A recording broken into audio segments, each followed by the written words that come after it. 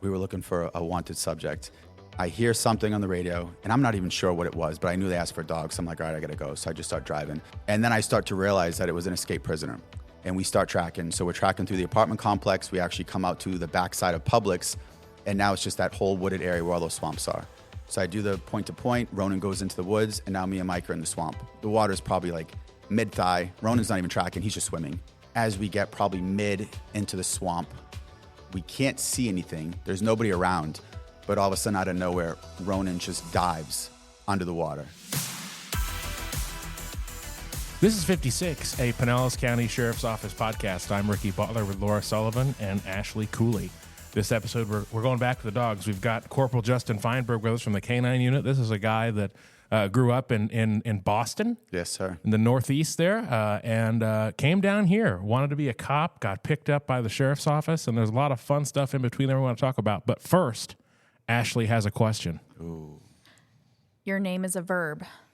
What does it mean to Laura something, Ricky something, Justin something? You mean like my actual name is Yes. a verb? Like my last name? Either. It's just really your name being a verb. Be like, oh man, you Justin that up. Oh. Whatever. Wow. Oh. Yeah. To Laura, something is to be looking over your shoulder at the body cam that you all think is hilarious, and me finding some really serious thing like, no, don't you understand what's going to happen to that animal after that camera cuts off? That is That's appropriate. 100% It's so fair. appropriate. Yeah.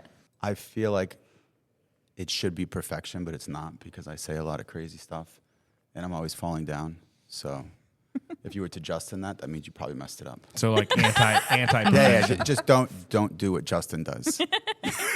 Okay.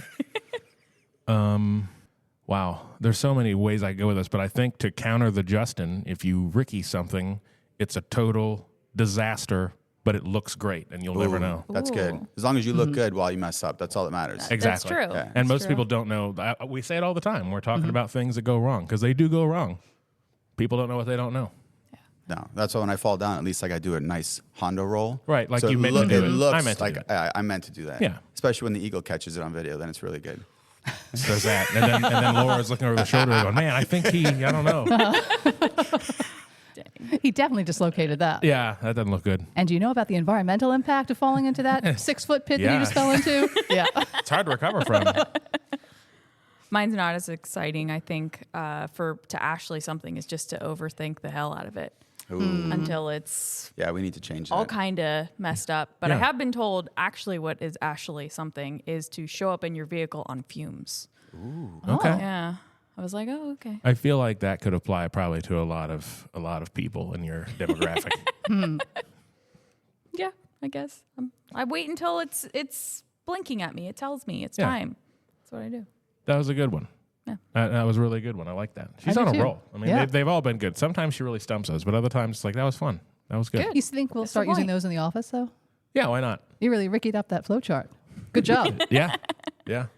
That's an Aaron thing, too. That's a whole different verb. All right. Justin Fineberg. Yes. Grew up a mass hole. I did, and we are for sure. So That saying is 100% legitimate. So you were a sports guy growing up. I was. All the sports. Why? Tell us about that. I don't know. I mean, it's just I love the competition aspect of everything. I think I've always been that way. I've always been drawn to pushing myself to the limit in that sense. And competition is great. And when you're good at something, I mean, it feels good. I mean, Right. at the end of the day. So being able to do a sport and grow up doing something like that, and it helps you. I mean, it conditions you. So many things. I mean, even having coaches, I mean, they're almost like second fathers in that sense. I mean, you're learning a lot from people. So it was a good attribute for growing up and doing that. So yeah, I loved sports growing up. And you're always like in the star position, right? I Like was. It's not just yeah. So you were the quarterback, and you were the. I was. I don't know if sports. I things. was. I was the quarterback when I played football. I was a pitcher when I played baseball. I was a point guard when I played basketball. So You're like the guy. I was. Yeah. I was the guy. But now I'm just the guy. Just a guy. yeah, just A guy. A the guy. guy. I might argue with that, but So like you mentioned, you referenced a few sports. So you literally played all the sports. Basketball, baseball, football. Pretty much all year long, I was always doing something. Doing sports. Yeah. Did you play all the way through high school then? Like Yes. all the way? No college or anything? No. Just gave it up then? You're like, I didn't really like school, so college wasn't for me. Yeah. At that point, I was just done. Which is totally fine for you youngsters listening out there. If you don't like school, it's fine. You don't have to go to college. Yeah, just do something with yourself. Exactly. How did you? So you had some family members that were in law enforcement, Yeah, I and did. you kind of knew from an early age you just wanted to do something that helped people. Tell us about that. Yeah. So I mean, my uncle, he was in the military. He was a Vietnam vet. When he got out, he was a cop in Malden. He did that for a long time. My dad, he was in the jail growing up. Working in the jail. Yeah. That's another family member. That's a different story. Everyone has one. Everybody's got one of those. Yeah, had a lot of jail experience. So it was. I don't know if I would say it was so much in my blood. I just think I've always felt like I was meant to do something with myself to help people, whether it was getting into a firefighter or law enforcement or something like that. I've just always felt like I had that itch where I was supposed to do something more with myself. Outside of those family connections, was there ever like a moment you remember where you like saw something or experienced something? You're like, I want to be that guy. Like when you were a kid. No. I had that moment later in life, right? After I was a cop. That's probably how I got into K-9. And we'll get to that. Like younger, it was just the norm. Yeah, it was because it's so different now. When I was young, you didn't talk to cops. I mean, you just didn't. You knew they were doing their job. You just left them alone. Now everybody wants to talk to you. I mean, everybody wants to come outside and be like, should I be concerned? Yes, get in your house. Like, it's very simple. Like, there's a bad guy out here. Stop asking me questions. Right. Just go. Right. Just go inside. So, did you ever think about the military or? I tried when I was younger, but I started getting tattoos at a very young age. And back then, Like 7? Oh yeah, right. That family member in the jail. Yeah, that's what it was. Started real early. Dad showed me how to do them, and it was great. All right, so the tattoos were disqualified. Yes. Yeah. They aren't anymore, though, are they? No, not anymore. Yeah. No, but back then when I tried, it was a disqualifier. So. Had to have any visible tattoos, or Yeah, because back then I started early from my wrist up, so I think it had to be like under your sleeve or something like that. Oh, so okay. yeah, so I was a no-go, but So it worked out for the best. And then from the military though, that attempt, that conversation, whatever that was, then it was straight to the law enforcement thing. So, Yes. Yeah. So up north, it's completely different than down here. You have to take, it's called like a civil service exam, and they put it out once a year, and you just kind of show up at this place, and you just do a written aptitude test, I guess, just to make sure you know what you're doing, which I don't, but somehow you pass. But yeah, somehow. you squeaked that one off. Yeah. But you get put on the list, and they just go down it, and they just kind of start from the top and just kind of work their way down. So I did that for firefighter and for police, and I actually got hired by the Boston Police Department. And the difference between down here and up there is you have like the police side, and then you have the medical side. So my stepmom at that time, she was a lieutenant for the Boston Police Department. So I went through the whole process. They called her, and they're like, hey, your son, he's got the job, he's hired, he's all set. Then you got to go do the medical portion. And during the medical portion, they have, I'm probably going to say this wrong too, the Hishirashi test. It's that stupid circle that has all those dots all over the place, and there's like a number behind it. I can't see those. I have a deficiency. You're colorblind. Yeah. So I'm sitting there, and they give me the book, and right away I'm like, crap. Here we go. Here we go. So I just look at it, and I'm pretending, and then I was like, buddy, I know I can't do this. I've done it so many times because for the eye test when you're younger and you're growing up, I've always known that I couldn't do it. So they're like, well, that's a disqualifier. What are you talking about? He was like, yeah. He's like, that's a disqualifier. We can't hire you. I was like, you're joking, right? He's like, oh, yeah. He's like, it's fine.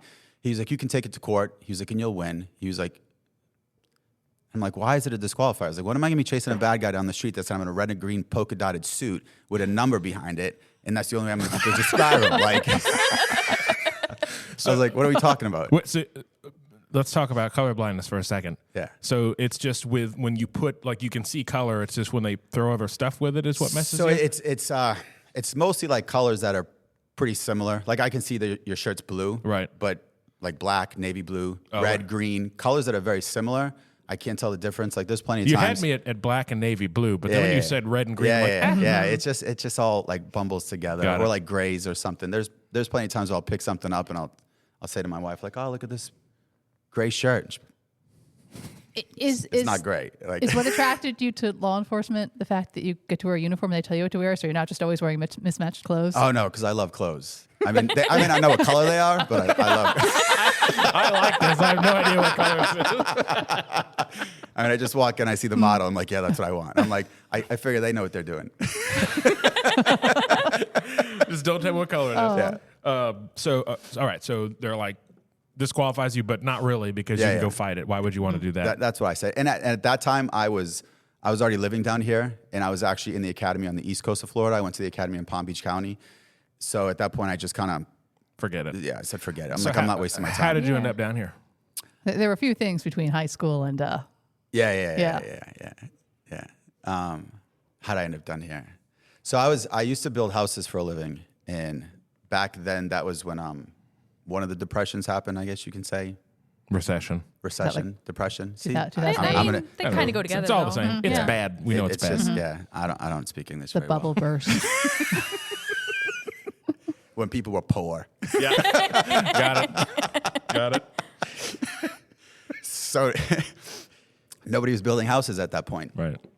I had some family friends that we grew up with that lived down here over on the East Coast, and I went down on a vacation because I had nothing to do. And while I was down there, they lied to me. They were like, oh, you just moved down to Florida. There's so much work down here. You can find a job. You can do so much. And I was like, yeah. I was like, let's do that. So at that point, I had nothing going on, wasn't married, no kids, nothing holding me back. And I just said, screw it. Let's just try it. So I flew back home, packed up my truck, and just drove down here and just kind of winged it. Yeah. Well, It all worked out in the end. I Right. mean, it was definitely scary doing it, especially at that age. I think it was maybe early, mid-20s at that point. So, yeah, moved down to the East Coast, and the rest is history at that point.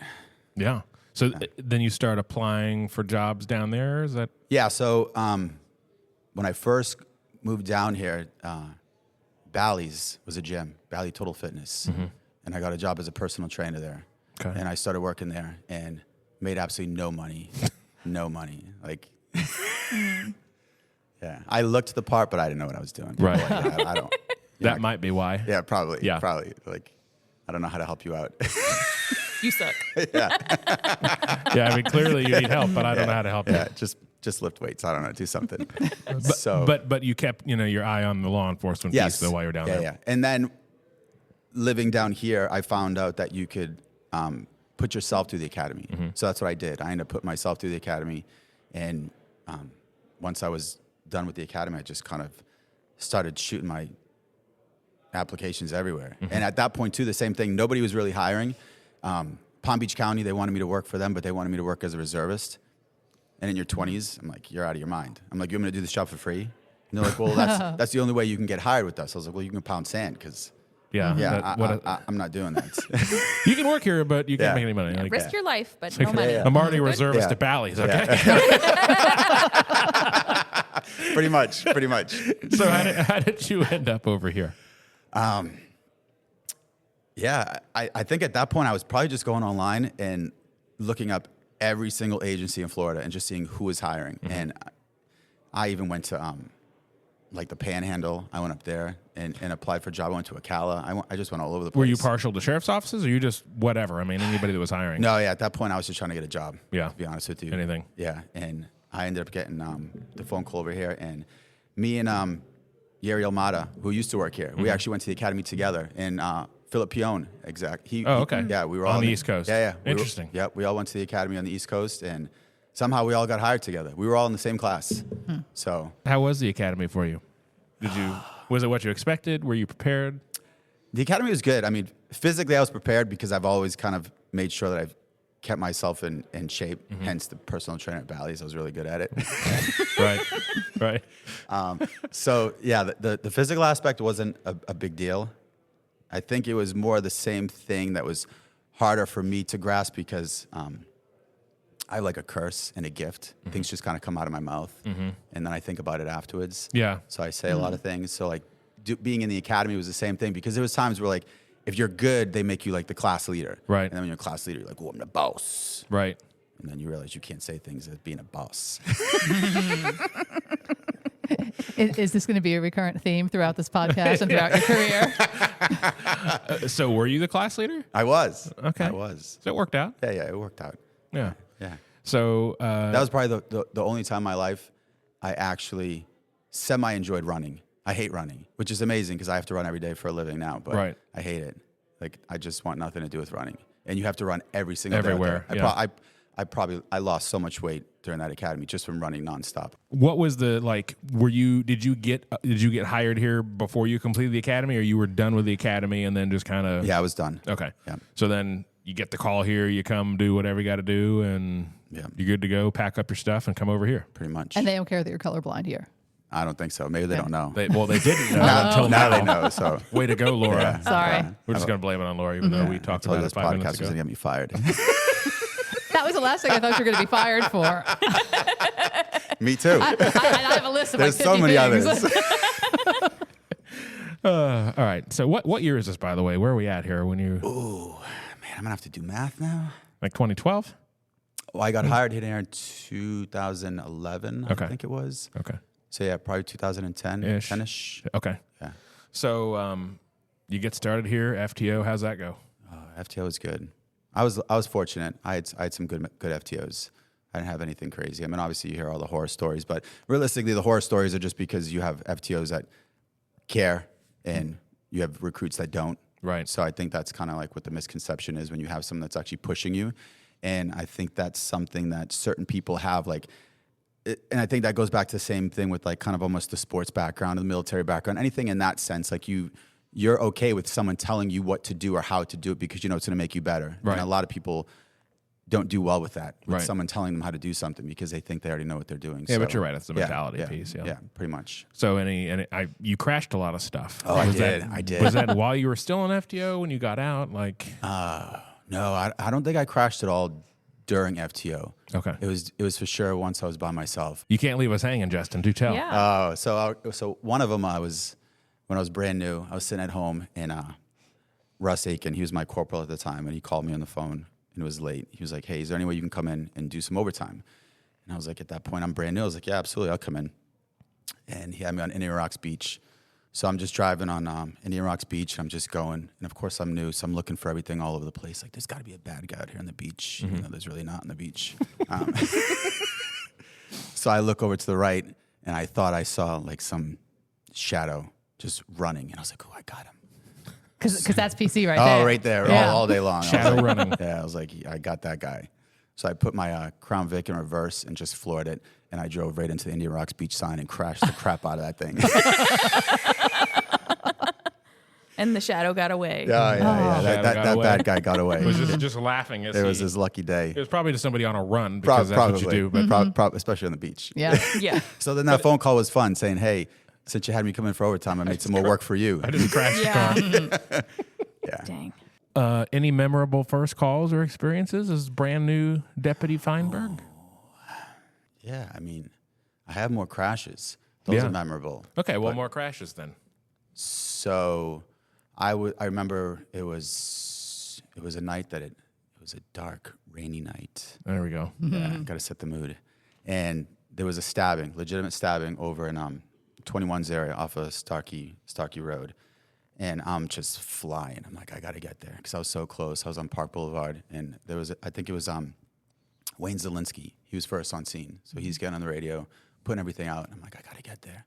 And I'm just hauling butt, just driving on Park Boulevard in my Crown Vic, and I just hydroplaned, and I just crashed into the curb, and I spun around, crashed into another curb, spun around, crashed into another curb, and then it finally just stopped, and I'm just sitting there like, holy crap. And I'm looking around, and I'm like, all right, nobody's here. And all of a sudden, Nobody saw that. Yeah, Nobody saw but they did. Some civilian drove up next to me, rolled down his window. He was like, "Are you okay?" And I was like, "Yeah." He was like, "That was the coolest thing I've ever seen." I was like, "Shut up." I'm in so much trouble right now. Pretty much. Well, but Yeah. no damage, no crash report. I remember that was so long ago. Yeah. I mean, I'm in sure the old I days- messed something up. I probably messed those wheels up and those rims for sure, yeah. banging into those curbs. Yeah. I could tell you I didn't make it to the call. What if the stabber was that shadow that you missed out on the first time? Oh, it's coming back. See, it's All gonna haunt me connected, forever yeah. now. Yeah. But yeah. I'll get you one day. So you did SWAT at some point, yeah? I did. Yeah. How long were you on before you decided you want to do that, and why? So, SWAT was something I always wanted to do. It's the same thing. It just goes back to my background. I love physical stuff. Like you can throw me in the dirt all day long, and I'll just go. I'm fine with it. So I love the physical aspect of it, but I also like the fact that it's like the elite of the elite, the elite of the elite. That sounded good. That was all right. Yeah. That's Second good. time, the second time it sounded better. There you go. We'll fix it. Take three. Yeah, no, just leave What it. was it? What was it? Everybody knows I can't talk. So it's something I always wanted to do, and I forget how many years on at that point because things were different back then. How long you had to be here before you could get into stuff, but yeah, it was something I always wanted to do, so I tried out. The try was good. I liked it. I enjoyed being on SWAT. SWAT was a huge thing for me because it gives you that confidence. It teaches you how to be a much better cop, a better person in general, stuff like that. So, I mean, the training aspect that you get from it is unbeatable in that sense. It's I think Worth it regardless. Oh, for sure, Yeah. 100%. 100%. And it's always been part-time, right? Like, Yes. Yeah. Yeah. So for our listeners, some agencies do have full-time SWAT teams. We do not here. So we had talked all about it with Sergeant Diebold, but it's another assignment. So you can be assigned pretty much anywhere in the agency and be a member of the SWAT team. Yep. But it was good though. I mean, the same thing. You make lifelong friendships, lifelong stories. Lifelong nicknames. Yeah. Oh, yeah. Oh. Yeah, my nickname. One of your nicknames. I know. I have so many different nicknames. I mean, it's either Jersey, Boston. Snooki is the one that stuck the most, though, which is always fun when I'm walking down the hall and you'll see someone like Greg Danzig or Melvin Jackson who have these bars on their shoulders and they're like, Snooki! And everybody's like, What? who the hell is Snooki? How does one obtain that nickname? So I think it was during our SWAT banquet. I was up there talking, and I think Pione actually called me Snooki out of the blue because that was when Jersey Shore was kind of just starting, and I was so mad. I was like, how dare you call me Snooki? I was like, I'm Pauly D, if anything.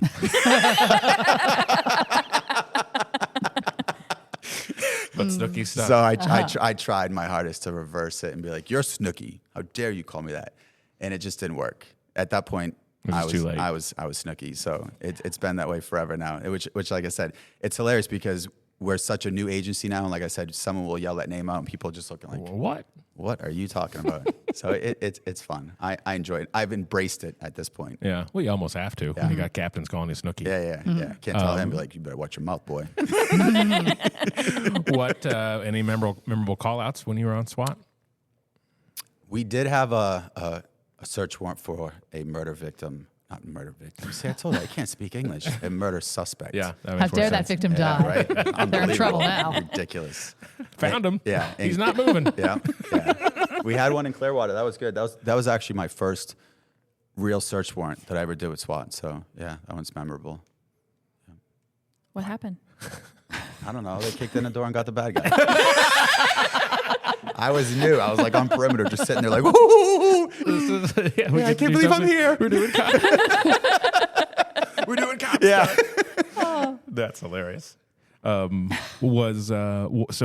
you did it for 5 years? Yes. Yeah. And then just kind of had enough, wanted to move on? No. So I would have loved to stay, but at that point I was in K9, and K9 takes a lot. I mean, that's definitely something that you have to kind of put everything into those baskets. And at that point, I had my first daughter, and me and my wife, we were working opposite schedules. So it was virtually just impossible. Yeah, it was just too much. A lot of training. There was a lot of training with K9 too, which we'll get into. So that's just a lot. Yeah, it was a lot. And then having the fact that you have to be on call, and if there's ever call-outs and stuff like that, it's just, so it was a decision I had to make for myself, my family, and K9.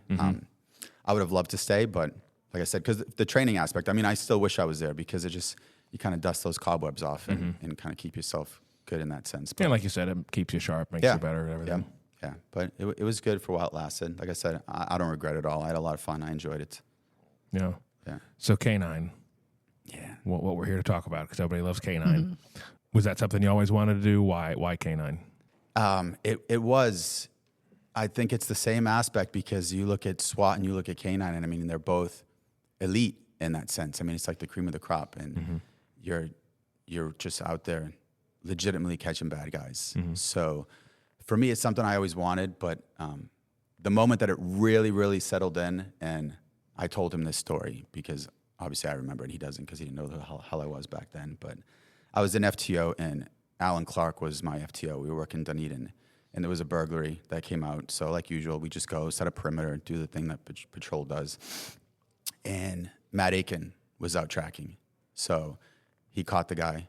Matt was a phenomenal handler. So, and when we're done, we all go back to where we are, and Matt's sitting there, and he's got his Crown Vic, and he's just leaned up against the Crown Vic, and he's got one leg kind of like posted up on the back, and his arms are folded, just looking like the baddest mother you've ever seen. And I just looked at him. I was like, that's who I want to be. I want to be that guy. Yeah, that's what I mean. So that was my moment later. When I saw that, I was like, ooh, that's what I want. That image is so cinematic. Yeah, oh yeah. Did he have like a fog machine and everything? I wish. With the fan blowing, Yeah. I wish it was like that dark, rainy night again. The water was just trickling down his face, and you're just like, God. And you just crash your way to the scene. Oh yeah, for sure. I'd crash into everything. So about that specifically though, that's like because you're already out there, you're a cop, you're doing the job, but like what is it about K9 that makes it appealing? So because other people can't do that.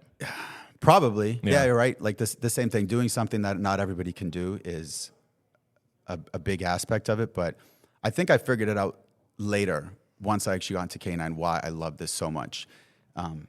It sounds weird, but it's like instant gratification, right? So for me, being able to do this job, if someone commits a crime and they take off running at that point, I mean, patrol will try to find them, but they're probably not going to find them because they're usually hiding or they just keep on running. A detective is not going to be able to come out and find that person. So for me, being able to show up, talk to that victim, ask them what happened, and then get my dog out and being able to track from point A to point B and be able to catch that bad guy and be able to go back to that victim and say, we did that for you. Like we were able to find that person and put them in jail for you. That's, I mean, I don't know personally because I haven't been in that situation, but I can only imagine it's got to be such a huge weight lifted off of them in that sense to know that now they can go to bed at night and just know that that person is still not out there and possibly coming back to cause more damage. So that right there is why time and time again, I will continue to do this job for as long as I can, because for me, it feels like we're actually really making a difference in that sense. I mean, we all get into this profession to try to make a difference, but I genuinely get to. So I love it. I love that aspect of it. And now, so having been through SWAT tryouts. Oh, yeah, that big debate. Everybody always wants to know. How does K9 tryouts compare? So they're both very physical, but I feel like you're kind of in control of both when it comes to your destiny in that sense. But for SWAT, I mean, it's all physical and then a lot of shooting. So you can either be in shape or you're not. You can practice to shoot or you cannot. So, I mean, you show up and you kind of, it's yours to lose in that sense for SWAT. For K9, it's different because it's very physical, but we also throw a dog in the mix. And you really have no control over that because that dog's probably not going to listen to you. It's a lot different too because now you have a big group of people that are sitting there looking at you, laughing because the dog does something silly and you mess up. So it's a lot more mental on that side as well for the K9 tryout. So I think it's a combination of physical and mental, which is very, very draining. By the time you're done with our tryout, you're just smoked. You're wiped like, out. Yeah. And you're sorry, go ahead, Laura. I was going to say for the mental part, you think you can prepare for that, but you never know how you're going to react until you're there. You know, you think you're good with dogs until the dog bites you. Oh, for sure. You think you can handle. And that's the thing. There are so many people out there right now that want to come to K9 and they do a great job of reaching out to us and helping us out and train and stuff like that. And we'll try to get them prepared and get them ready. But come game day, it's completely different. I mean, because for us, it's the same thing. Like we say it all the time, everything goes right down the lead. So if I'm mad, if I'm angry, or if I'm stressed out about a call that just happened, or I'm just thinking about all this other stuff, and I go to get my dog out, my dog's looking at me like, I don't know who you are, but this isn't what we do. And it just messes everything up.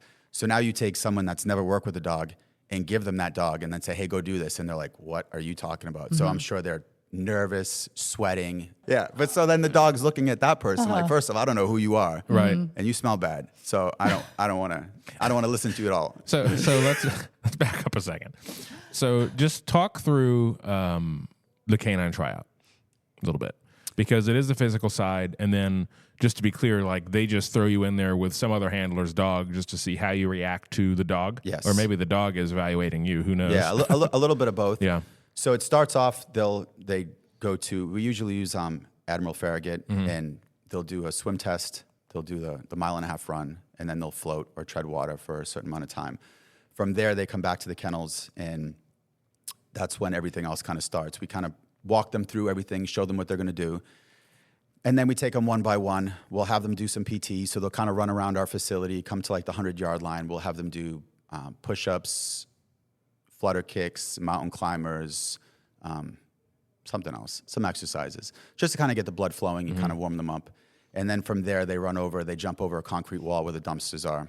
Then they'll jump over a fence. Then they jump over another fence. And then they'll run to a cruiser, and we'll let them sit in the cruiser for 2 minutes, kind of catch their breath, get some water if they want. And then we'll dispatch them to a call. So they have to get on the radio and respond as if they're a canine handler, asking the proper questions and stuff like that. And then from there, they jump out of the car, and then they start running again. And they'll jump over another concrete wall. They go on the backside of the berms. They go up and over the berms a bunch of times, go through some tunnels. They do like a low crawl. It's physical. It's a lot, but it's maybe 5-10 minutes of your life. So that's what I mean. It's like the same thing. If you're mentally prepared for it, you should be able to get through it, and you should be okay. After that, we kind of give everybody a break, and then we bring the dogs in. So we'll have them do some agility. We have at the compound where we have all of our jumps and stuff like that. So we'll actually have the person trying out run the dog, see if they can. Yeah. We'll bring one of the dogs out. We'll explain to them what to do, and then we just give them the dog, and we're like, here you go, have at it. So then they have to get the dog to do the obstacles that we're telling them to do, whether it's jumping over the hurdles, crawling over a catwalk, doing stuff like that. So that's when it always gets fun, because like we said, the dogs aren't going to listen. And so you're testing their like temperament at that point. Yeah, absolutely. It's really more so we could see how they react with a dog that doesn't listen to them. We want to see if they're going to get frustrated, if they're going to get angry, if they're going to yell at the dog, or if they're going to try to figure out different avenues to get the dog to do what they're asking them to do, right? If they're going to think outside of the box and do something along that line. So we do that. We'll have them heel, which again, it goes to show who's afraid of the dogs, because we've had people that have been out there and the arm is completely extended out and they're holding the leash as tight as possible and just walking, because then you realize you're afraid of the dog. So it helps us out tremendously in that sense, where we see things like that. And then they take a bite from the dog. So that's also good too, where we can see if they actually are okay with taking the bite with the dog. With a sleeve. Yeah, they've Yeah, with the sleeve. Well, I mean, You're right. you have to clarify. So they do all that kind of stuff. And then from there, we go up to Chichi Rodriguez and we put them in the jungle, which we found out there are jungles in Pinellas County. So that's a little inside joke in our unit, because I was tracking one day in Seminole and I was in the jungle. It was very thick. And they get on the radio and ask me if I'm okay. And I was so frustrated. I was like, yeah, give me a second. I'm in the jungle. And I said this on the radio. And of course, everybody's like, the jungle? What are you talking about? We're in Pinellas County. There's no jungles. But then we found out, this was probably like a couple months ago, Paul Martin went to Panama and they have jungles out there. So we asked one of the guys that live out there, what's the difference between a jungle and a forest? And he's like, well, they're both densely populated, but a forest you can navigate through, in a jungle you can't. I was like, ooh. You're in the jungle. I'm in the jungle. You're right. So now I'm just going to start saying it all the time. Yeah, I mean, now that it's been validated by one random guy in Panama. One random guy. Yeah. Good enough. I could look it up in the dictionary, but why would I do that? I get lost in general. I mean, whether I'm in the jungle or not. I mean, there's been times I'm out tracking and I'm like, all right, we're northbound, and I'm calling out streets, and they're like, where are you? And I'm like giving out the streets, and I start to get mad. And they're like, you're not going north, you're going south. And I was like, all right, well, then I'm going south. Oh, yeah. I'm going south. Yeah, that's another one. Come over here and take this dog. That's another one of my nicknames is Magellan, because I never know where I'm going. No way. Yeah. So not super important then to be in canine. I mean, it Have a is. tracker on you and a tracker on your dog. Yeah. Well, now that we have that, now that we have the GPS, it probably makes it much better for people watching. When I call it the wrong direction, they're like, he's an idiot. Wrong, yeah. Stop asking me rhetorical questions. You know where I am. What you described though is just the tryout. That is not even here's your dog and now we're going to go through canine school. Yeah. So you're one of the trainers for canine school. Yes, sir. So just talk us through that a little bit and what that, I mean, because you've been through it now twice. Yeah. What is that like?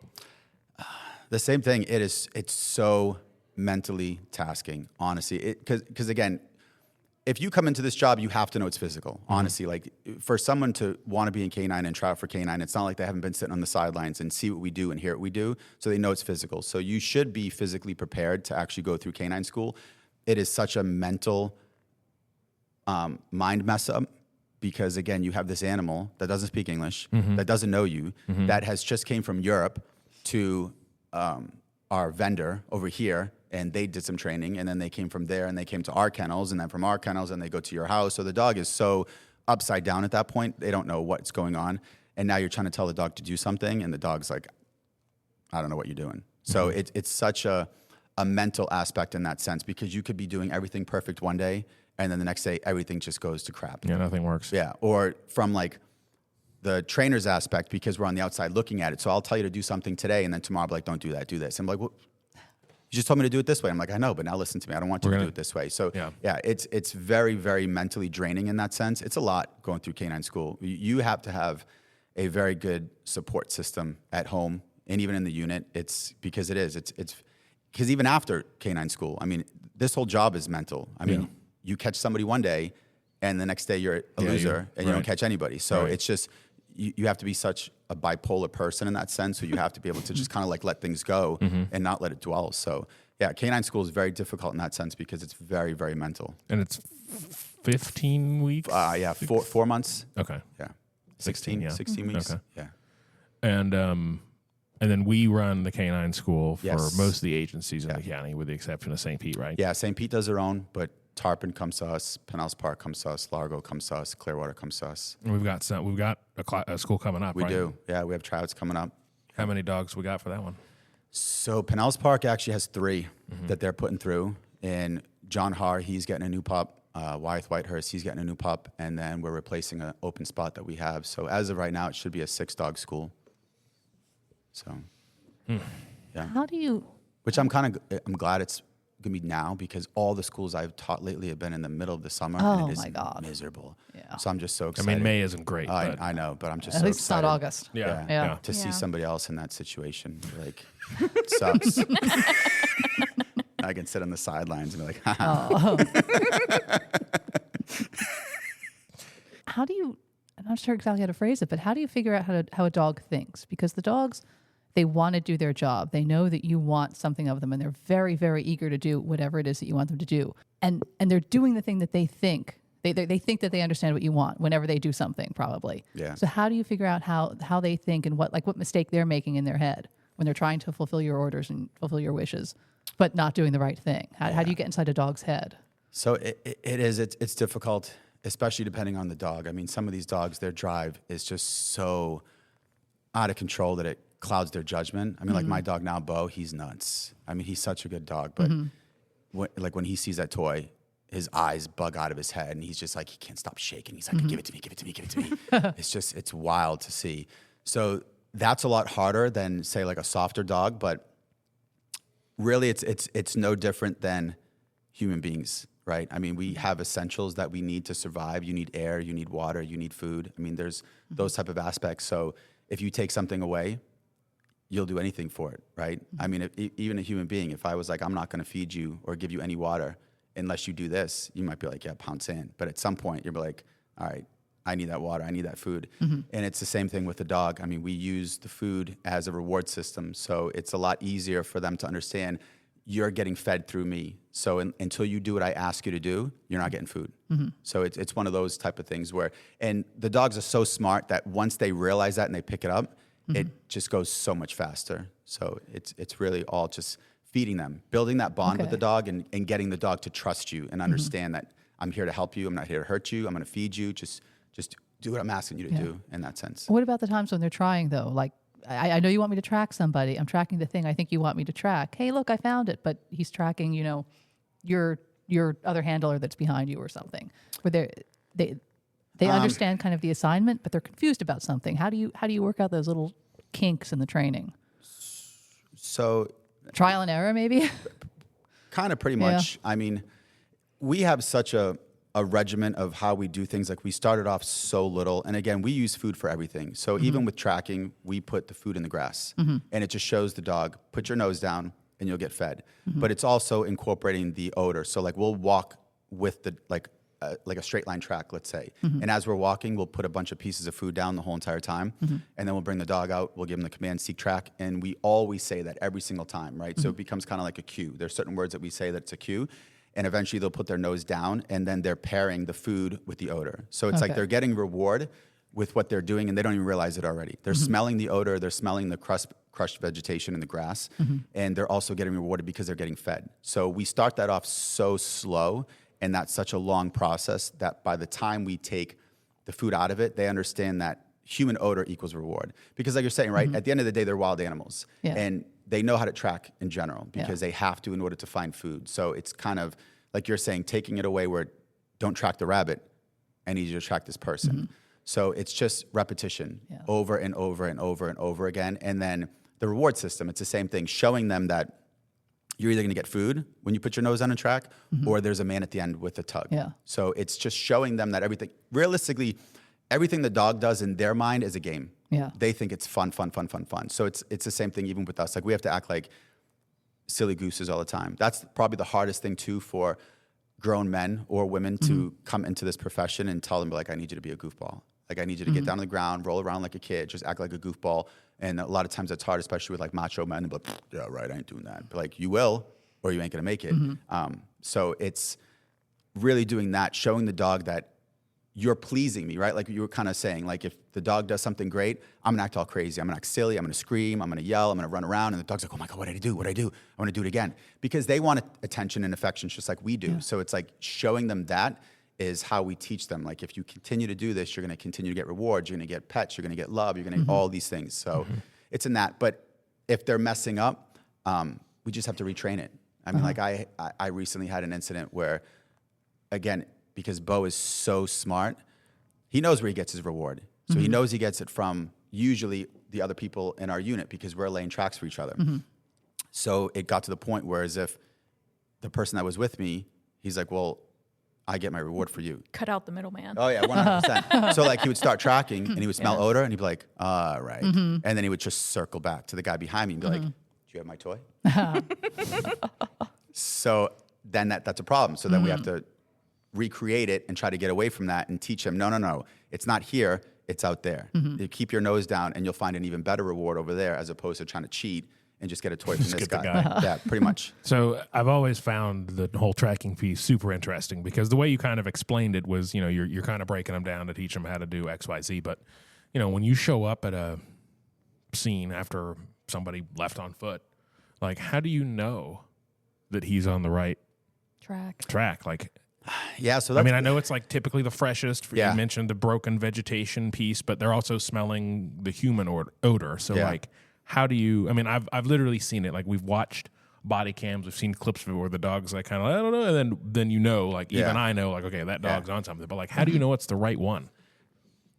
You really don't. I mean, sometimes. I mean, honestly, it really depends on the time of day. Like if it's 3 o'clock in the morning and someone broke into a vehicle and took off running, I highly doubt there's anybody else. I mean, sometimes there's people out walking around, but for the most part, whichever odor I find first is probably that bad guy.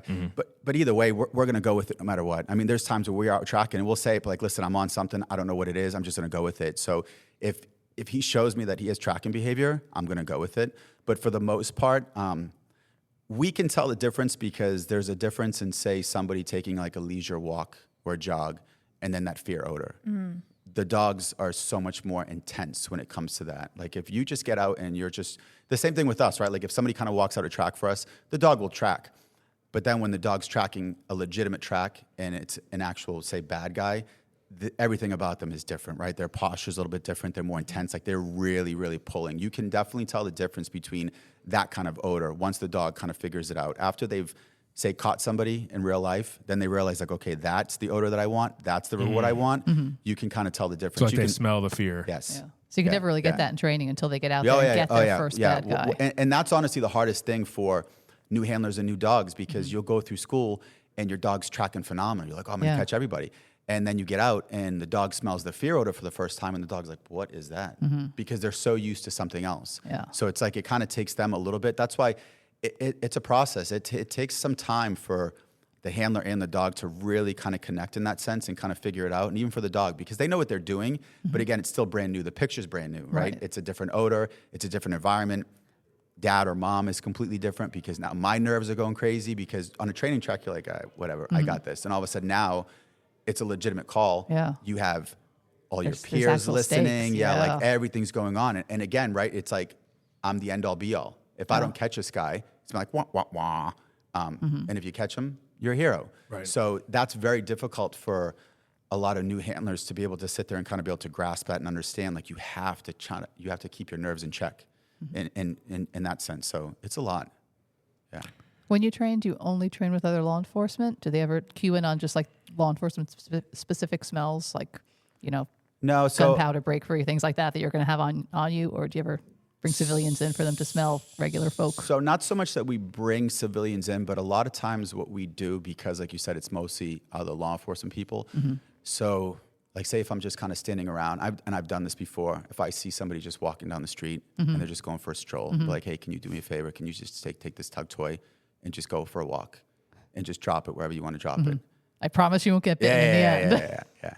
And then I'll wait a little bit and I'll get my dog out and I'll track that person and find the toy at the end. So it's just a little trick that we can do sometimes. Pretty cool, along those lines. Yeah. So when Beau's a good boy, what do you tell him? What does he hear? What's your praise voice?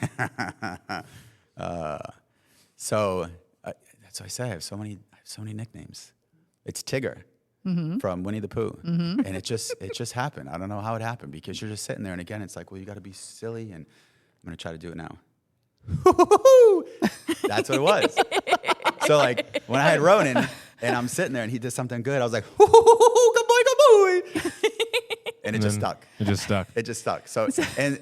The crazy thing is so like I was called Tigger because of my voice, but Ronan, even till this day, as retired, your first dog. Yeah. When he gets excited, he goes up on his back hind legs and he jumps straight up in the deck. No way. Like, oh yeah, it's so weird. So like the same thing. So I get all crazy and I'm like, hoo-hoo, like that. And then Ronan's jumping up and down like Tigger. So the combination of both of works us. out. Yeah, we're Winnie the Pooh for sure.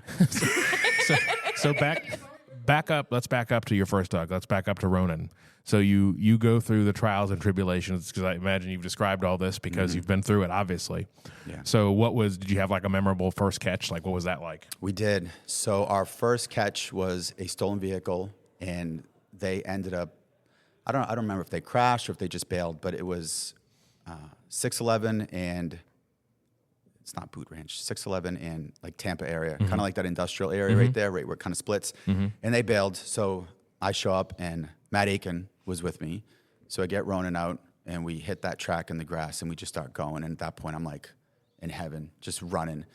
And we're tracking, we get through that industrial area. And at that point we had a second sighting for another subject. So Matt left, he went and got Bosco and started tracking that person. So at that point I'm by myself and I have no clue what the hell I'm doing. So I'm just trying to figure it out and just going around, and everybody was like, just trust your dog. I was like, I don't trust him yet. Easier said than done. Yeah. But somehow he knew what he was doing. So he was able to kind of like track through that industrial area, and we ended up finding the kid hiding in some bushes. So that was our first catch, and I for sure got on the radio and screamed like a big girl. I can't help it. I'm like, it's so exciting for me. The same thing, like I purposely scream like a girl. I remember we had a call on the same thing on the beach. There was a stolen vehicle. They bailed. They ran to the beach, and Brad Byers gets out and he tracks with Troy. And we were out for probably an hour running around in the sand, just going and going and going. We couldn't find him. So then Wyeth Whitehurst gets out with Devin, tracking the same thing for like an hour, just running around. And meanwhile, I'm back up the whole time. So I've just been running the whole time, just miserable. Without your dog. Yeah, without the dog. The sun's coming up now. And like we said, it's on the beach. People are starting to come out everywhere. So at that point, I was like, you know what? Let me just get Ronan out and just see what we can do. And we just started working north. We start going through underneath like the parking garage. And we end up finding the kid hiding underneath the vehicle. And we're probably like 3 hours into it at that point. And I was so excited. I purposely hit my radio. And I was like, woo! I did a Ric Flair moment. So bad. Brad looks at me, he's like, what the hell is wrong with you? I was like, you kidding me? I was like, this long? I was like, and we still found that dude? I was like, everybody needed to know how excited I was. I was like, I made sure everybody knew. You had another catch with Ronan. Was like a prisoner, a handcuff guy that got away. Oh, yes. Yes. That was a good one. I That remember was a hearing good about one. that. That was a good one. So I was actually all the way in South St. Pete that day with Beau. We were looking for a wanted subject. And I hear something on the radio, and I'm not even sure what it was, but I knew they asked for a dog. So I'm like, all right, I got to go. So I just start driving. And I'm driving north. And again, I'm not really sure what it is. And then I start to realize that it was an escaped prisoner. So we get there. It was off East Lake Road over by that Publix. I think it's like Ridgemore area. And So somebody that escaped from a transport van or whatever. This dude was handcuffed. He got away and ran in handcuffs. He was still handcuffed and just took off running. So at that point, Sergeant Killian, he gets called out. So he meets up with me and we start tracking. So we're tracking through the apartment complex. We actually come out to the backside of Publix. And now it's just that whole wooded area where all those swamps are. So at that point, I'm like, I'm just going to do a point-to-point. It's basically just working the dog in the wooded area, looking for the head snap for him to go in where the bad guy went in. So I do the point-to-point. Ronan goes into the woods, and now me and Mike are in the swamp. The water's probably like mid-thigh. Ronan's not even tracking. He's just swimming, just going, and we're just going through the water. And as we get probably mid into the swamp, we can't see anything. There's nobody around. But all of a sudden, out of nowhere, Ronan just dives under the water and bites the dude. Oh, yeah. This dude saw us, obviously, before we saw them. And he held his breath and just went completely underwater, like the Predator. Oh, yeah. Wow. He was Arnold Schwarzenegger, just underneath there, just hiding. That's incredible. He just went, he bit him underwater? Yeah. So that was awesome. And then, of course, too, like the same thing. I was so excited. We get out of the swamp. And there's all these people there. And of course, I'm like, who wants to come to K9? And I'm all excited. Meanwhile, I have this massive mud star just sitting there on the top of my head, just sitting there on my face as I'm just sitting there talking trash to everybody, like, yeah. And they're like, you look like a clown. Hey, it's exciting, though. Yeah, and so that's dark. Like, you don't know what's in that water. Or Oh, yeah. anything. Forget like, that. No way. Yeah. And for me, it's growing up in the city, it's amazing. I will go into the jungles all day long and hunt a human being. I mean, that's why it's funny. When people ask me what I do for a living, I tell people I'm the Predator. We hunt human beings for a living. I mean, legitimately. I'll do that all day long. I don't fear it. Gators, snakes, spiders, oh no. I will scream like a girl and run the other way. But you have to run through so many spider I know, webs. trust me. Oh, trust me, we do. I close my eyes. Oh, it's not there. It's not there. It's not there. Oh. It's not crawling down my back. Oh, yeah. Like, there was one time I was tracking, and I mean, this spider web was massive. And I just had to just eat it.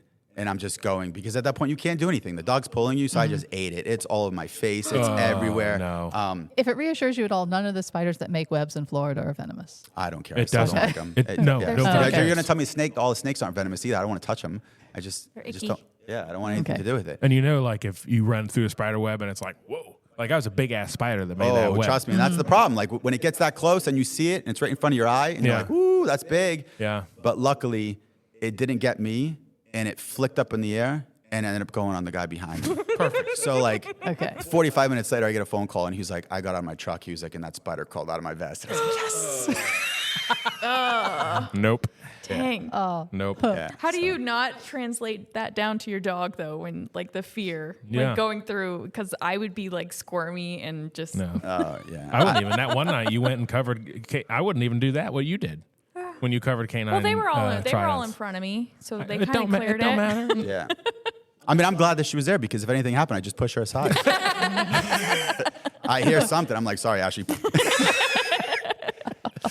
Yeah, I'm gonna do Sucks it to be again you. too. I'm gonna go. The next tryout, I'm doing it again. Then you had. There was one where Ronan got injured. Yes. His paw or something. Yeah, that was a good catch. So we had he was a sexual predator, and he ended up breaking into a home.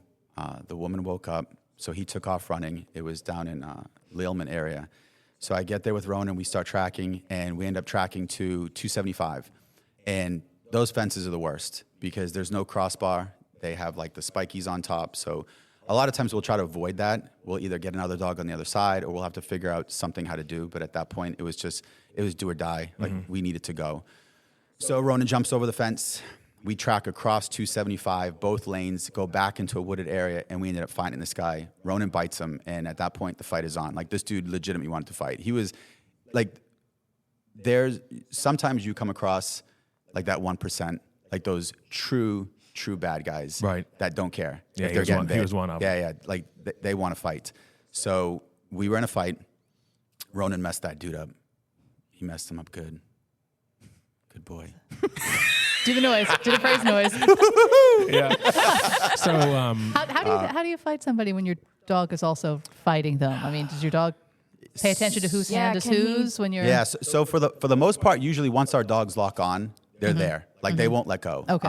So for the most part, like, So you can just punch He's any not other gonna. place. He's not gonna he's adjust. just holding Attached them. He won't onto- okay. adjust. He'll stay there. Yeah, he got that guy good. So luckily, but don't, I mean, don't fight the dog. Yeah, don't fight the dog.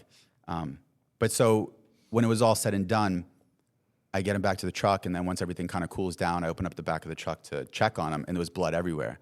And at that point, I start checking him out, and when I looked at his paw, his pad was actually completely flayed open, like just completely like to the meat. Oof. So and That's that why he was so mad. Yes, yeah, and so that was from him jumping over the fence. But again, that happens. It's a testament of how good these dogs are, right? Like He how didn't much. stop. Oh, He yeah, that's didn't what I mean. quit. Worked Like, through it. yeah, like that's what I mean. Like, they know at the end of the day, like, they have a job to do, and they will. Like, our dogs will jump through fire if we tell them to. Like, because we teach them that. Like, right, we build them up and tell them, like, you're invincible. You can do whatever you want as long as you're with me. So he didn't make a sound. And then we found it afterwards. And then, yeah, he was out for probably like 3 months because that cut was so bad.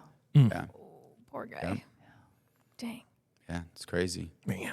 Always something. Oh. Dogs are always getting hurt. People are always getting hurt. I mean, somebody accident prone like you. Oh, I'm so broken. Wait, when was the time you fell into the 7-foot hole? I don't remember. Was that? Is that in FTO? Or So was no, so that was in canine school. Okay. So A Ronan. 7-foot hole. yeah. So Indiana Jones over here. yeah. So we were in canine school, and we were walking out tracks for each other, and we were over by our special ops warehouse, and I'm running back from the track, and I'm going in the middle of the parking lot, and I see this big, massive opening, and I'm like, ooh, that's a shortcut. Let me just go. And it is pitch black. I can't see anything, and I'm just running. I'm like, yeah, I'm gonna get back there real quick. And all of a sudden, out of nowhere, I had a Wile E. Coyote moment, and I ran off the dock, and I just completely ate crap. Like, it just, oh yeah, I messed myself up. I thought I was gonna die. So it was like, hovering in the air with your legs going. And then probably. I probably felt immediately, but I felt like I was up there for like 30 seconds, just sitting there, like looking around, like my shadow's gonna drop, my body still be up there. Oh yeah. it was like a loading dock? Oh yeah. Okay. Yeah. Wow.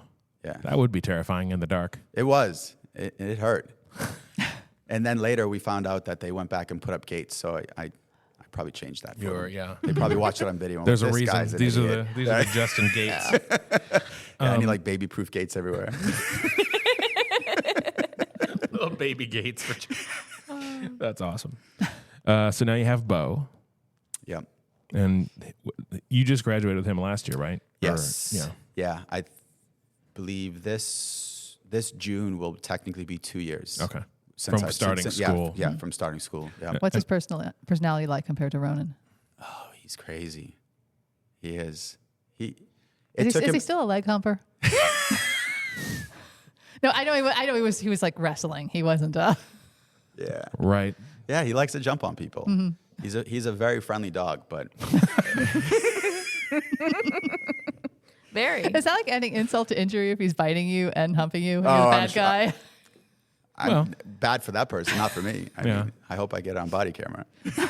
Send it to us if you do. Yeah. Yeah. But yeah, it's funny. In the beginning stages, they were both kind of similar because they were both a little squirrely. So Ronan was also called Reckless Ronan when he was younger because the same thing. He would just do crazy stuff. Like we would have him at the top of the catwalk, and instead of walking down like a normal dog would, he would just sit there and look and just jump completely off. And that's probably like 7 feet in the air, and he would just jump for no reason. So he was a handful when I first got him, and it took a lot. And Beau is a handful for sure. For sure, he's a handful. But that's because, like I said, his drive, it's insane. It's insane. But that's what I want. I want that. Like I want that drive because, like I said, that dog's gonna save my life. No question about it. Like he will go through fire. He will do anything I ask, that dog's going to save my life. You'd rather have a dog you have to reel back a little bit. Oh, than one you 100%. have It's to almost the push. same thing like with people, right? Like it's a lot harder to take someone and push them and be like, hey, I need you to work. I need you to work. I need you to work. Yeah. I'd rather be like, calm down. I get it. Let's reel it back a little bit. So it's almost the same thing with the dog. It's a lot harder to get a dog to get to the point where he needs to be if he's a little bit of a softer dog, as opposed to getting a dog that has as much drive as Beau, because then you can reel that back. Or as they get older and then they realize what they're doing, they start to kind of mellow out a little bit. So yeah, for sure, I'd rather that drive all day long. I mean, we pay a lot of money for it, so I'd rather have the best than something mediocre. Yeah. So corporal in the canine unit. Yeah. So there's a sergeant. Yes. And then 2 corporals. Yeah. What does your actual responsibilities kind of look like? Because now you're not just one of the guys, right? Yeah. You're a leader in the unit. So Yeah. what does that look like? It was a change at first for me, for sure, because like you said, you're like one of the boys. Joke around with one of the boys, say stuff, and like I said, I have that curse. Stuff just flies out. So I just say it's usually to make myself laugh, but I usually get a laugh out of somebody else too. Yeah, But, it's usually at someone else's expense. yeah, like, yeah, you know, yeah. It's always got to be. Yeah. So you realize like you can't do that anymore, right? Because like you said, you're in a position where you're something else. So that was a big change for me, is trying to figure out that I'm still one of the boys, but I have to act professional at that sense and kind of like tone that stuff back. But How's that going? it's good. Okay. Right, Mike?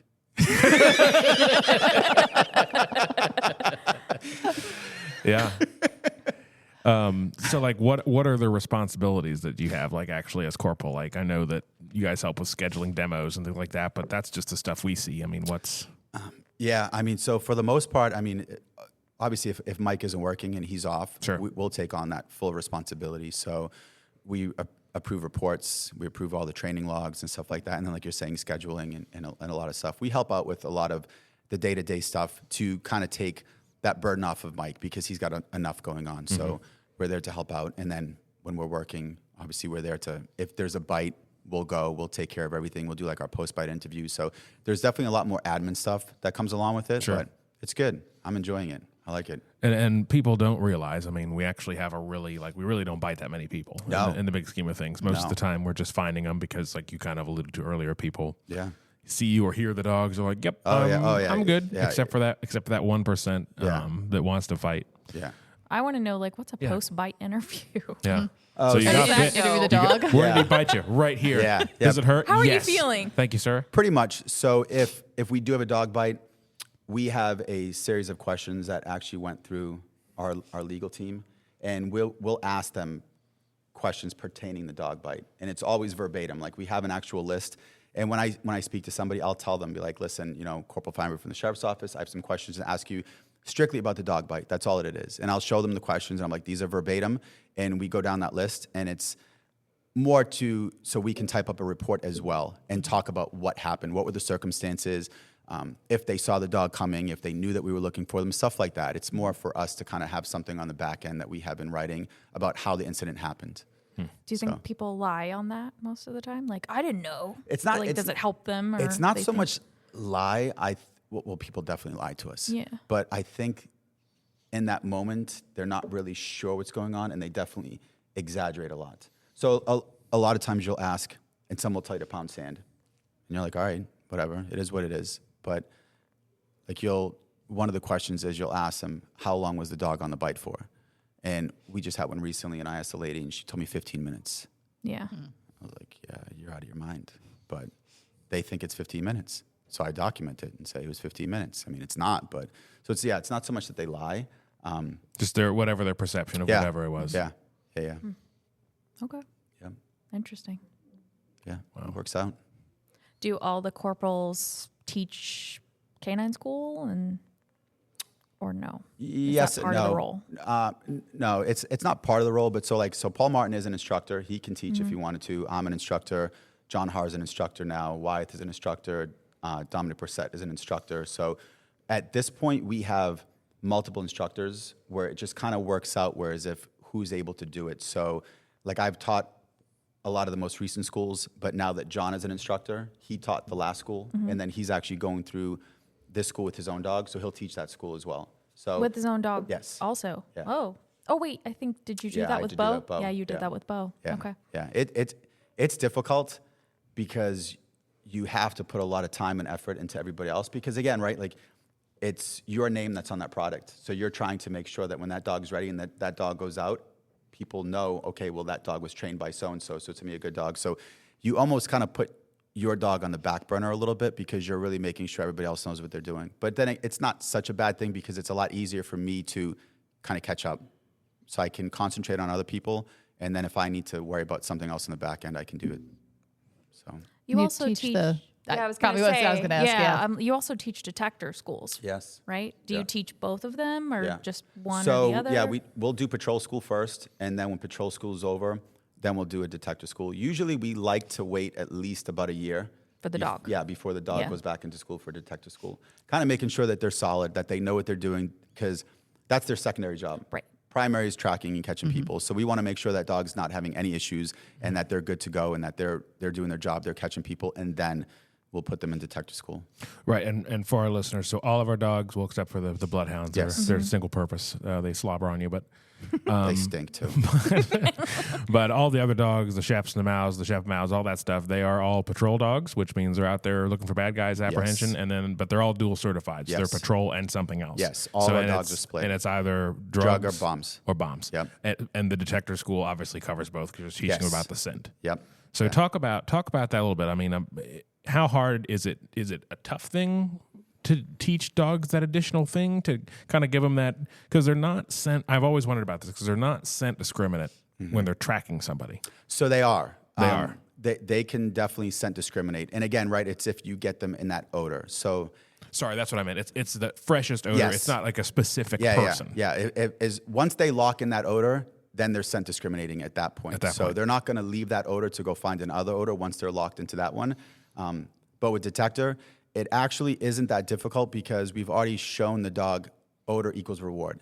So now it's just a different odor. specific so it's, odor. Yeah, so it's the same concept. And now all we're doing is just teaching the dog, like, okay, human beings equal reward. Now smell this odor, whether it's drugs or bombs. And then it's basically the same thing where it's like in the beginning, it's food in the grass, right? So it's an instantaneous, like smell the grass, smell the food, get the reward. Right. And then we do the exact same way with detector school. As soon as they smell the odor for the first time, they're getting a reward right away. Like it's instantaneously. And then it immediately clicks. And then they understand, oh, I know this game. I smell this, I get reward. I smell this, I get reward. So that's pretty much how you start it in detector school. And then the same thing towards the end, they pretty much got it. They understand. And again, obviously we have multiple odors and we'll start with one and then we'll just go from odor to odor to odor to odor. Luckily for drugs, we only have 3 odors, but for bombs, usually we have probably 9 to 10 odors that we're locking them in before they're even done with. See, and I thought it detector would be school. the other way around. Yeah. Me too. Like drugs would be way more complicated than bombs. Yeah. What drugs do you train them on? Cocaine, meth, and heroin. Okay. So not pot like people think. No. We I can went- smell that Yeah. myself. I can write that out. pretty straight. much. I mean, honestly, that's Yeah. what it Yeah, comes yeah. down to, right? It's still plain smell, but Yeah. we took it away from all of our dogs because of the way that things are going. Obviously, with it being medically legal, if it eventually just becomes legal in general, we didn't want to have to deal with that because That then makes that's sense. an Yeah. issue. You have to try to retrain the dogs or get them off the marijuana. So it was just a lot easier for us not to even worry about it at this Yeah. point. So then for bombs, for explosives, what all things are they learning? Like scent wise? Like I was thinking there's like gunpowder. Yeah. There's black powder. There's like double base, single base. There's C4. There's Syntex. There's like we even use stuff like cutting tape, like things that you'll actually use to make a bomb. Not so much the bomb odors. We use things that they actually use to make the bomb. So it's a lot. The bomb side of it is a lot more in detail than it is for the drug side for sure. Whether it's tracking or whether it's detector work, the dogs do something specific that we can't teach them, right? Like we manipulate them to sit, to down, to heel, to do all those type of things. That's the kind of the stuff that we manipulate them to do. But when they get into odor, every dog has something very specific that they do. Like they may kind of like crouch down a little bit. They may bracket a little bit. Some dogs' tails goes completely straight out, some kind of wag. So when you get your dog, those are the things that you're studying. So it's the same thing. That's why we always have backup with us because I'm focused on my dog the whole entire time because I'm watching him because I know what he looks like when he is in odor. And as soon as he gets out of odor, he doesn't look the same. So it's the same thing with detector work. That's something that we can't teach them. It's almost inherent in them, right?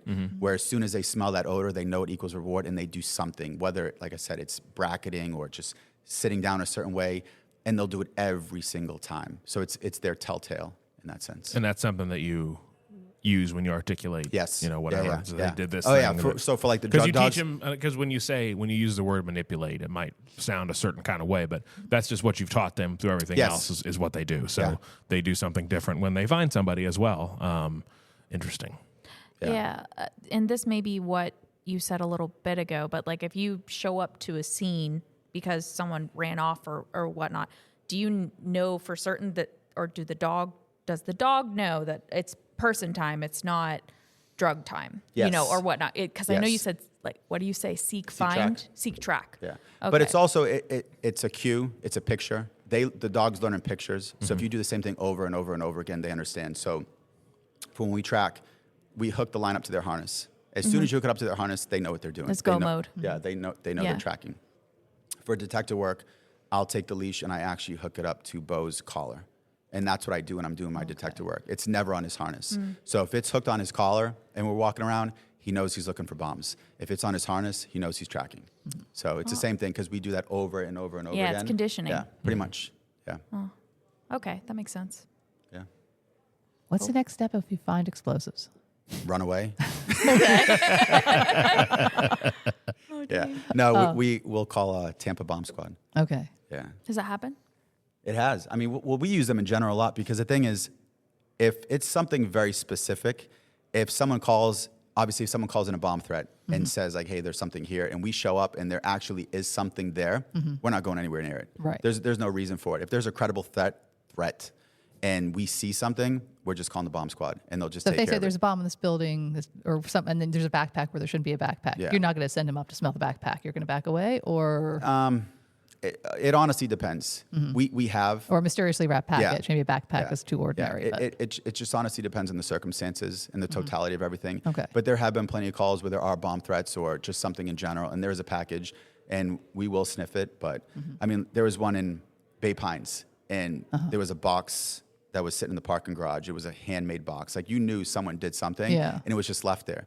So the same thing, they called us, and I showed up, and I went to the parking garage, and I looked at it, and I was like, yeah, I'm not putting my dog on that because there's no reason to. Like, especially at Bay Pines, they get threats all the time. And when you see something that looks like somebody built it, it had like little legs on it where it was kind of like sitting up off the ground a little bit.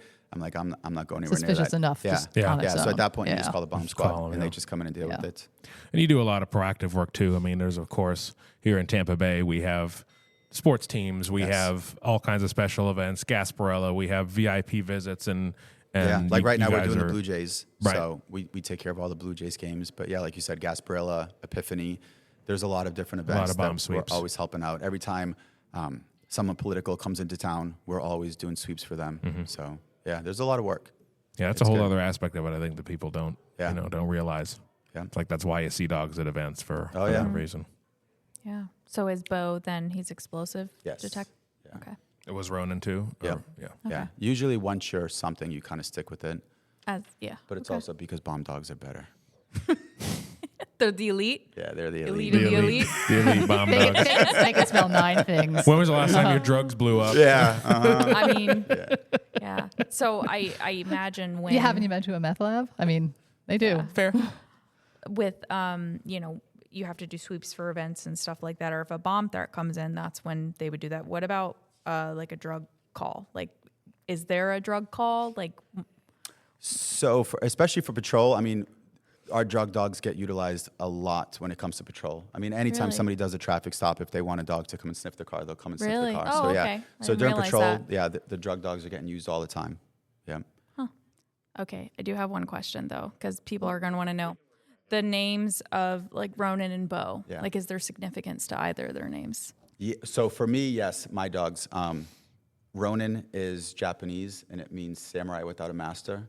And unbeknownst to me, it actually worked out perfect because, again, I don't know where I'm ever going. So he literally is like a samurai warrior without a master because I just... You don't know what's happening. Yeah, so That's perfect. That just worked out perfect.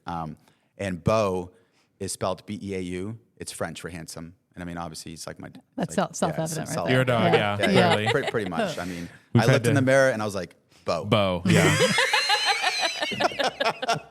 We've had to endure those comments on social media. Deputy Fineberg. Oh, no kidding. Trust me, I know. It is. Women are wild. Yeah. It must be such a burden being you. Yeah. Oh, so it's tough. so tough. It's so tough. Impossible. It's fun for my wife though. Keeps her going. Keeps her She's sharp. like, you see this? Do you see this comment? Don't you mess up. I have alternatives. Karen over here in Palm Harbor wants me. Yeah, Karen in Palm You're Harbor. like, I still got it, babe. I still got it. See this? Look at Gam over here. She can take her teeth out. Anyway. The only other thing I was thinking is Beau's first catch was pretty significant, wasn't it? Like, it was really quick. It was Because I'm like, I made a video from it. Yeah, so that was yeah. actually a record. Oh, was it? Yeah. So, was that the It one was that it was like on Friday the 13th. Yes. and it was too. complicated because we couldn't. It was a kid, right? It was a juvenile. Yes. That's Yes. right. Yeah, because that was our first shift together out of school, and I was literally driving into work, coming down off the Bayside. So it was probably like 7:02 when that call came out. So yeah, it was With shift starting at 7. Yes. Yeah. Yeah. So it was the fastest first shift for a brand new dog, and the fastest time for catch Nice. in that sense. Yeah, I remember it being like 15 minutes, like the Yeah. whole track or something. Yeah, it was a good one. Staffing and like shifts and stuff. So there's a day dog on, and a lot of people are surprised. Hey, there's only one dog on, or a lower number of dogs during the day. It's like, well, yeah, because most people do dumb things at night. But then, like, what is like normal staffing for canine at night? Like, how many dogs are there? Well, right now, like on my side, we'll have 6 dogs working at night. Okay. When we're fully staffed, yeah, we have 6. So And a good mix. You know, you've got bomb dogs and yes, yeah. Like we'll have 2 drug dogs that are working right now, Huckabee and Wythe. They're both our drug dogs, so they're working at night, and then we'll have the bomb dogs. But yeah, right now we have 6, and like you said, then we have 1 on each side that will work a day shift schedule, just so we always have a dog on days. right. And when you say each side, what do you mean by that? Like my side and then Paul's side. So the unit itself is kind of split in half in that sense. So like you said, we have the sergeant, we have the 2 corporals, and then we have the handlers underneath each corporal. So Is it what like is north? it geographic or Yeah. what is it? Like, That's how on do you get on Justin's side? Ooh, nobody wants to be on the side. Honestly, at this point, so we kind of switched things up once I became corporal, and we honestly just went down the list, and we just kind of started by seniority, and we were like, one over here, one over here, one over here, Got one over it. here. Just to split the even, experience. yes. That makes sense. Especially because we have a lot of new people in our unit right now, so it's a lot more difficult. Before, everybody was senior, everybody knew what they were doing, so now it's like you kind of want to make sure Wanna you have balance it out. and enough veteran and enough new guys on each side. So Yeah, people, you know, I think you always see like canine running 1018 lights and sirens somewhere, because when you look at the county and you say, oh, well, we've only got, 6 dogs working at a given time, that's a lot, you know, that's a lot going on. And God forbid you're in, you guys might be gathered together training or doing something, because you're always doing that. it never fails. It and could be then dead. Something, and you're we're like, let's go do a you're training training track. in Eastlake, and then bam, it happens at Fort yeah. DeSoto, and it's like, oh, we'll be there tomorrow. Like, It's either gotta training get- or going to the bathroom. Right. If you're doing one of those things, No, a call it's coming. a call is definitely coming out It's coming. in more ways than one. Heyo. What else you guys got for Justin? So for the Bloodhounds, I know they did all their initial training in the school in Pasco. For their ongoing training, are you a part of that? Or Yes. Yeah. Yeah. So they actually still continue to go up to Pasco Okay. on a Tuesday. They'll go up to Pasco and train with them. But on a regular night, granted it's a bloodhound, we treat it no different than we treat the regular dogs. They're still doing training tracks every single night, just like the rest of Okay. us are. But it's just a little different because obviously they can do both. They can do the scent article and they can do the freshest odor.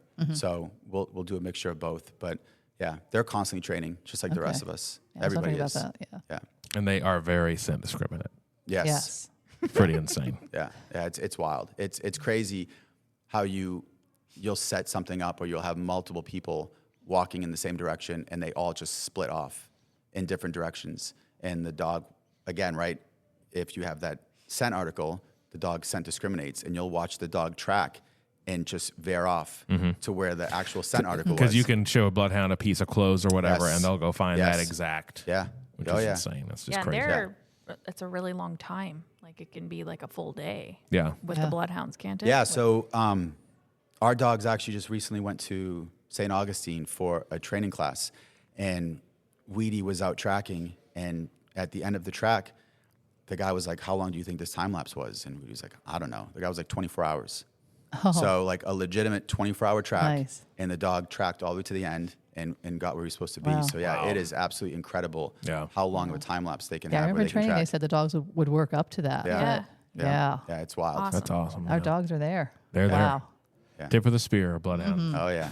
Well, actually, all the bloodhounds that were in that group out of Pasco, I think. Oh, yeah. The, Yeah. the 5 instructors were brothers. saying Oh, this yeah. is insane. So we got the best bloodhounds around. You know, and I had the same thought when we talked to Mike too. But the things you described doing are actually pretty insane. Like, Oh yeah. you've got. I mean, you're afraid of spiders and stuff, but we all are. But Not me. you have. Well, whatever. But you have this person that could have done this, whatever. Who knows what this person? You just know you got to find this person. Or you have somebody, you know who it is, you know they're a bad person. And they have run into the worst possible corner of Pinellas County they possibly can. And you guys just go in after them. Yeah. Knowing they can see you and you can't see them Right. yet. Yeah. Like that's the worst part of it, Yeah. obviously. And you can see, you know, we know, unfortunately, how it can go sideways and what can happen. But why? Why do you do that every day? Like what? Like why? Because we're crazy. Yeah. No, I mean, because if we don't, who will? Right? I mean, honestly, at the end of the day, and again, that's why I think it takes a special person, right? Everybody wants to do something, right? Like you want to be a professional athlete or you want to do something. There's just something that everybody wants to do, but just because you want to do something doesn't mean that you can, right? I'm a sole believer that there are certain things in life that are meant for certain people. Not everybody can do it. And this is for sure one of them for that exact reason, right? Like you're telling me that guy just killed somebody and he just took off running and I need you to go find him. Right. A known person, like, you're out of your mind. I'm not doing that. So for us, we put that out of our mind because I know that if I don't do it, who's going to do it? Right. And again, if I don't catch that person, they could possibly hurt somebody else. They could possibly kill somebody else. So you really have to kind of take that out of your head and not think about it until after. Because that's the thing, like you said, there's some crazy, crazy stuff and there's some wild tracks. And it's like a movie, legitimately like a movie. Some of the stuff that we go through, the swamps, just some of the tracks that we have, these dogs are incredible. But when it's all said and done, and then like the adrenaline dump happens, and then you start to come back to reality, and you're like, what the hell did I just do? But you think about it after, and then usually we laugh about it because that's our way of coping with it. Because again, if we constantly thought about those things, we wouldn't do it. So I think that's really what it comes down to. It takes a certain person to be able to take that fear and put it in the back of their head and realize that you're serving a better purpose in that sense, right? Like you're doing something more because you're meant to do it, and not everybody can do it. And again, if I didn't do it, who would? So you really just kind of have to bury that and just realize But it's not really something you can teach either. No, and again, that's why it's the same thing. Like a lot of people say that they want to do this, and then they realize it's not for them, right? And there's nothing wrong with that. I mean, I think everybody, if they have a passion or if they have something that they think that they want to do, you should always try, right? You have to at least try, because if you don't, what's the point?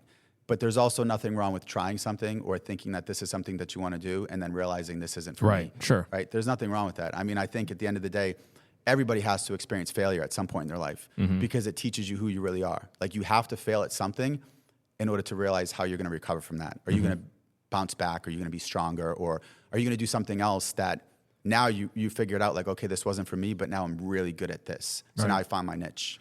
But there doesn't seem to be a whole lot of folks that make it through canine tryouts and through canine school and then come in and are like, yeah, this isn't for me. So you guys do whatever it is you do a good job of Vetting. yeah. I mean, but you know, because it's like, well, you have plenty of people that they have the physicality, they have whatever, but then you have to have that piece of it. Like, I think something, and we were talking about this earlier. Like, there's definitely this, not a stigma in the full sense, but you know, you guys are hard on each other.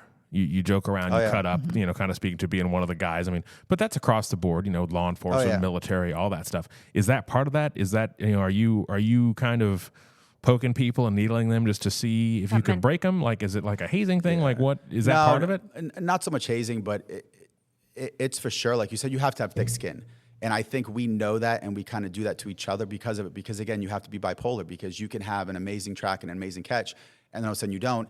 and everybody's talking about you, right? Like everybody's like, oh, that dog stinks, or this guy, like you got to kind of like be able to let that go. So us as a group, I think we're the hardest on each other because we're building each other up in that sense, almost preparing ourselves for that, realizing that somebody's always gonna have something to say. Somebody's not gonna like what you did, or somebody's gonna think that you could have did more. So we do that as a unit where I think we do a really good job of taking care of each other and building up each other so that we're all on the same platform in that sense, and nobody's kind of sitting below. Like I'm only as good as the other handler, right? Like our unit is only as good as the other handler. So I need to make sure that Jason is as good as me and my dog, because again, he has a job to do just like I have a job to do. So we're definitely very hard on each other, but that motivates each other because that's who we are. But going back to like vetting people, the nice thing for us is the people that want canine definitely make it known and they train with us. So we can see that they're not afraid of dogs, but we also take them on live calls with us. So that's huge for us. So like when we're actually out tracking, if I can have a potential candidate behind me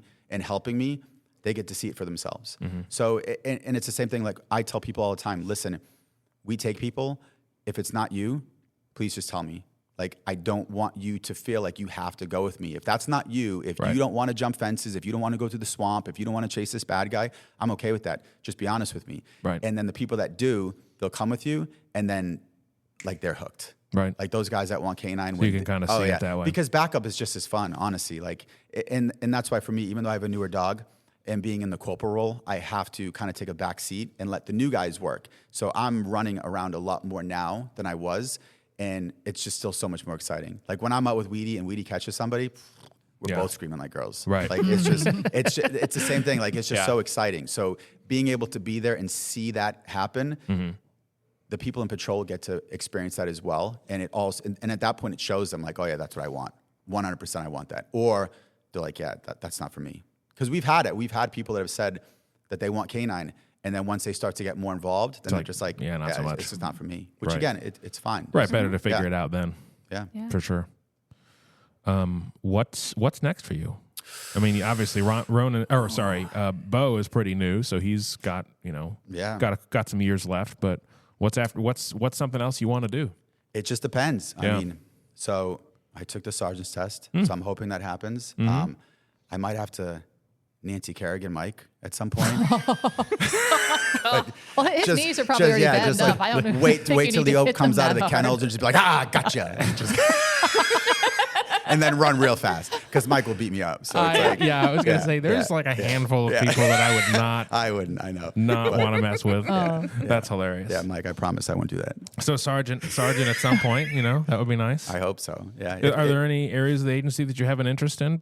I really enjoy mentoring and teaching in general. So it's not so much that I have something that I have to be in canine, right? Like I love this. This is my passion. And again, it's one of those things where you find something that you love to do for work. It's really not work, right? Like I get to go to work every single day and I love what I do. So it doesn't feel like it's a job, but I also love helping other people. So whether my path is to stay in canine for the rest of my career or my path is to go somewhere else, I really enjoy helping other people and mentoring them. So it's just something that I just want to do in general. I really feel like the same thing. It takes a certain type of person to be able to put on that role and be able to help teach people and build them up and make them a better deputy and a better person. So when you're not at work being passionate about canine, what does Justin like to do in his spare time? Ooh, so much fun stuff. You're like an outdoorsy guy. I do. I love being outside. The sun. As long as there aren't spiders and as long as there's no spiders. So. Oh yeah. It's winter sports. Oh, I do. I love winter. I'm actually flying out on Wednesday. We're going to Keystone, Colorado.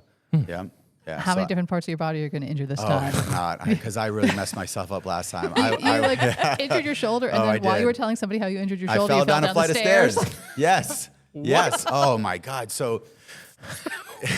No, I told you he falls a lot. I do. Good Lord. So we did a guys trip a couple weeks ago. It was me, Nick Forgione, John Dobson, and Sean Liver.